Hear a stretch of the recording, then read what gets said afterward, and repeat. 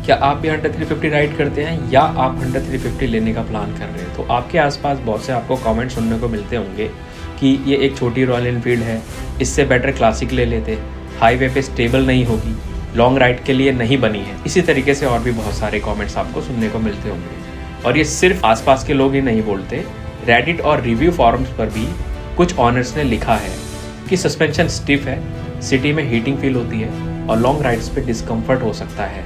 तो आज का वीडियो किसी को रोस्ट करने के लिए नहीं है और ना ही हम किसी को रिप्लाई दे रहे हैं। आज हम कामली देखेंगे लोग हंटर 350 को क्यों ट्रोल करते हैं, कितना सच है और कितना सिर्फ परसेप्शन, क्योंकि आखिर में डिसीजन हाइप से नहीं थॉटफुल होना चाहिए। तो चलिए शुरू करते हैं।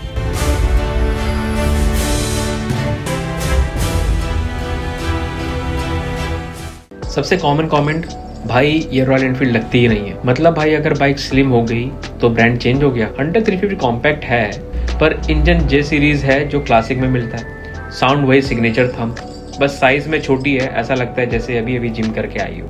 हर रॉयल एनफील्ड को हैवी वेट बॉक्सर होने की ज़रूरत नहीं है। सो ये कि स्लिम बाइक है, ज़रूरी नहीं है कि ये छोटी है सो ये परफॉर्म उस लायक नहीं कर रही है। इसमें भी वही सेम जे सीरीज़ वाला इंजन आता है जो क्लासिक में और मीटियोर में मिलता है।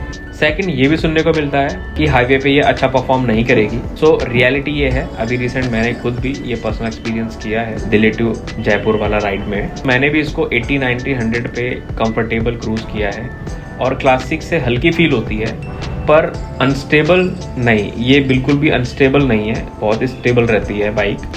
थर्ड, लोग बोलते हैं इसमें 200 किलोमीटर बैठ के दिखा, सीट थोड़ी फर्म है, सस्पेंशन थोड़े से स्टिफ है पर लॉन्ग राइड इम्पॉसिबल नहीं है। मैंने अभी रिसेंटली जो राइड किया है वो 200 किलोमीटर से ज़्यादा ही था। ऐसा नहीं है कि बिल्कुल भी इम्पॉसिबल आप इसमें लॉन्ग राइड नहीं कर सकते। थोड़ी बहुत अगर आप इम्प्रूवमेंट इस बाइक में करवाते हैं, जैसे आप सीट में एक्स्ट्रा कुशनिंग करा लेते हैं, तो आपको ये बिल्कुल भी प्रॉब्लम नहीं देगी। या फिर जो एक कस्टम टूरिंग सीट आती है आप वो लगवा सकते हैं, तो भी आपको ये प्रॉब्लम नहीं देगी। फोर्थ, लोग कहते हैं कि ये ओवर प्राइस्ड है, बट ये पहले ओवर प्राइस था। जो अभी न्यू जीएसटी रूल आया है उसके बाद से जो इसका प्राइस कम हुआ है, सो अब ये ओवर प्राइस नहीं रही है। तो ये जो एक कमेंट लोगों का आता है, अब इसकी कोई वैल्यू नहीं है। अब ये 186 अराउंड मिल जाती है ये बाइक ऑन रोड प्राइस पे। सो अब इस ओवर प्राइस वाली बात का यहाँ पर कोई वैल्यू नहीं रह जाता। सो फिफ्थ, सबसे फनी कमेंट होता है, ये कॉलेज वाली बाइक है तो भाई क्या ऑफिस वाले अलग बाइक से जाते हैं? हंटर 350 यूथ ओरिएंटेड है पर मैच्योर राइडर को भी सूट करती है। सो यहाँ पर एज का या ऐसा कुछ भी मैटर नहीं करता है कि ये कॉलेज बॉयज़ या ऑफिस गोइंग ही है। सिर्फ इसे कोई भी एज का पर्सन अच्छे से राइड कर सकता है। काफ़ी कॉम्पैक्ट है, बहुत से लोगों पर ये बहुत सूट करती है।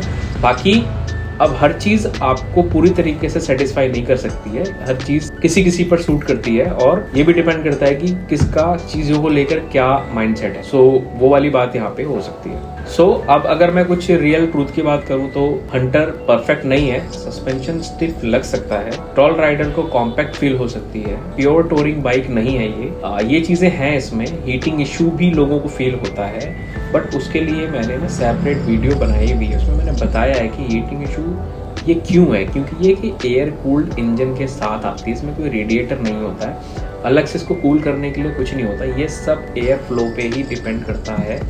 तो जितना अच्छा एयर फ्लो इसको मिलेगा, इसके इंजन पे जितना कम आप स्ट्रेस डालेंगे ये उतना ही कम हीट करेगी।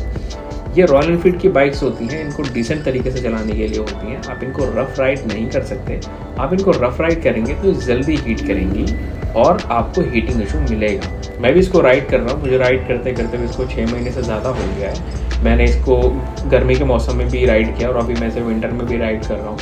अगर मैं विंटर की बात हटा दूँ तो गर्मियों में भी मुझे बिल्कुल भी ऐसा नहीं कि मुझे डिस्कम्फर्ट फील हो रहा है इसकी हीटिंग की वजह से, बल्कि मैंने आप लोगों के कमेंट्स और लोगों के वीडियोस देखने के बाद ही मुझे ये पता लगा कि भाई हीट भी होती है।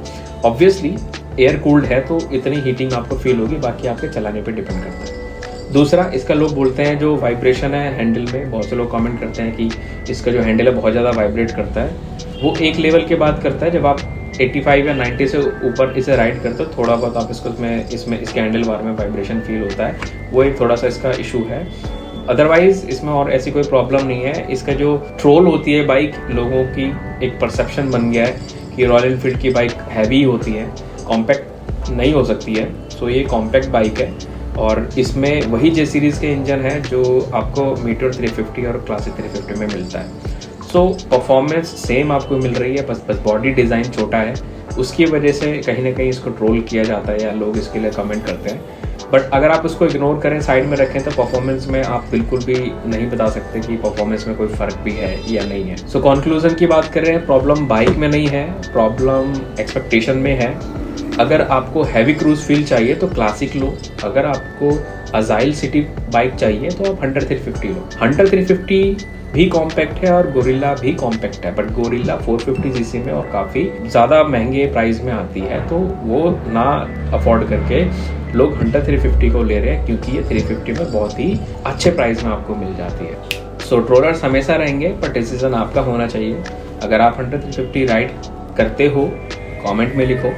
ट्रोल कौन सा सबसे ज़्यादा सुना है वो भी आप नीचे कमेंट करो, एंड साथ में लाइक करो, सब्सक्राइब करो एंड शेयर करो वीडियो को। और प्लस में हाइप अनेबल हो गया है तो प्लीज़ गाइस जाकर हाइप को ज़रूर प्रेस करो एंड राइट से